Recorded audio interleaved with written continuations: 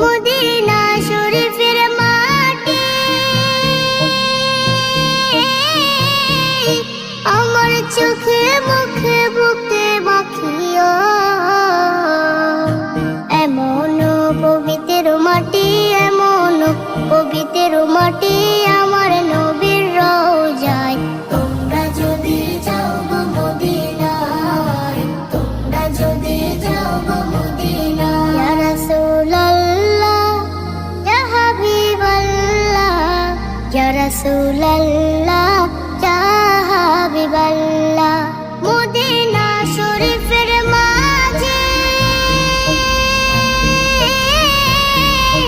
বেহেশতের বাগান আছে ও। সেই বাগানে শুয়ে আছেন, সেই বাগানে শুয়ে আছেন প্যারা নবী মুস্তাফায়।